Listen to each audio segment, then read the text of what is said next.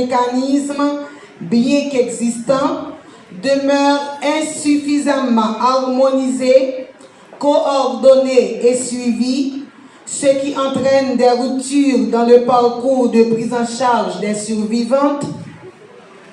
Considérant le contexte humanitaire et sécuritaire actuel qui aggrave les risques de VBG et appelle à une réponse nationale structurée, multisectorielle, durable et inclusive, considérant qu'il est nécessaire de reconnaître les violences faites aux femmes et aux filles comme un phénomène structurel et systémique et non comme des faits isolés, considérant qu'il y a lieu d'évaluer et d'actualiser le plan national de lutte contre les violences faites aux femmes et aux filles 2017-2027, considérant les travaux réalisés durant les 3 journées de l'atelier, incluant les présentations institutionnelles, les panels sectoriels,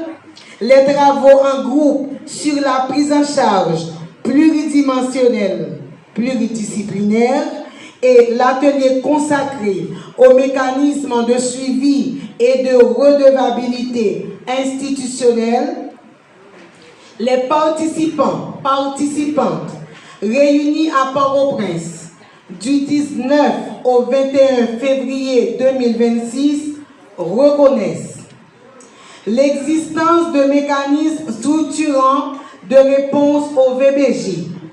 1. Dispositif institutionnel multisectoriel. 2. Unités spécialisées, santé, police, justice sociale. 3. Protocoles médicaux, psychosociaux et judiciaires. 4. Outils de gestion de cas basés de données sectorielles. 5. Structures d'accueil, espaces sûrs, maisons des femmes. 6. Tables sectorielles VBG existantes dans plusieurs départements. 7. Coordination humanitaire, cluster protection, sous-cluster VBG, DMU, santé sexuelle et reproductive. Relève les limites suivantes. Coordination fragmentée et rôle institutionnel parfois flou. Application inégale et partielle des protocoles. Rupture dans le parcours des survivantes. Outils et indicateurs non harmonisés. Système de données cloisonné et non unifié. Absence de mécanismes structurés et formels de suivi interinstitutionnel. Financement insuffisant et non durable, limitant la pérennité des services. S'engage à 1. Renforcer le leadership du MCFDF dans la coordination nationale, la gouvernance interinstitutionnelle et la localisation de la réponse à tous les niveaux. 2. Mettre en place une table sectorielle VBG nationale, structure permanente de concertation, de coordination, de suivi et de redevabilité interinstitutionnelle. 3. Établir un mécanisme national de suivi et de redevabilité incluant feuille de route interinstitutionnelle, indicateurs communs de suivi, rapport périodique consolidé, désignation de points focaux dans chaque secteur. 4. Harmoniser les protocoles et outils existants, y compris protocole de prise en charge médico-légale, procédures judiciaires et sécuritaires, outils d'accompagnement psychosocial, circuits de référence et contre-référence. 5. garantir une prise en charge holistique et intégrée, centrée sur les survivants, incluant santé, justice, sécurité, protection sociale, appui psychosocial, réinsertion économique. 6. Renforcer le système d'information sur la VBG.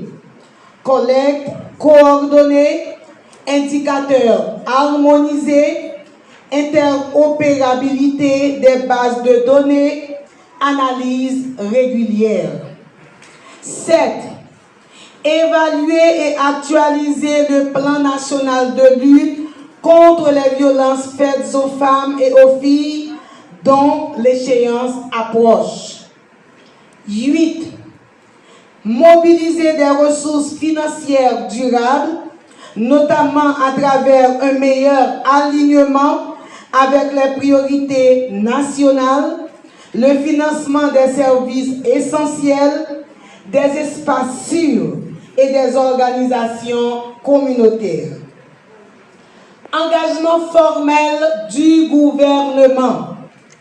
L'État haïtien s'engage à prendre toutes les mesures structurelles et ponctuelles nécessaires pour prévenir, réduire et éradiquer les violences faites aux femmes et aux filles, tout en assurant une prise en charge complète, équitable et de qualité des survivantes en contexte normal comme humanitaire. Cet engagement inclut l'adoption de réformes légales, l'investissement dans les services publics et la mise en œuvre d'une politique nationale de tolérance zéro envers les violences faites aux femmes et aux filles. Engagement sectoriel spécifique. Santé, sous le leadership du MSPP.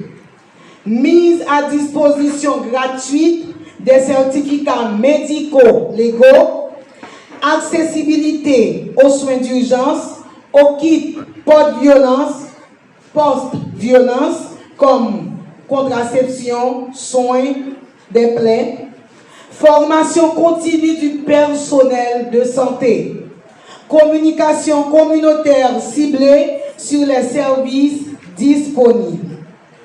Justice et sécurité. Sous le leadership du MJSP et du ministère de l'Intérieur. Protection immédiate des survivantes. Accompagnement psychosocial et juridique gratuit. Programme de protection des témoins. Sanctions contre les juges qui refusent de prendre les plaintes. Suivi judiciaire rapide et diligent des cas de violence. Coordination judiciaire et médico-légale. Création de mécanismes d'alerte au sein de la PNH pour l'accompagnement immédiat des survivants utilisant la ligne 8919 et le website du MCFDF.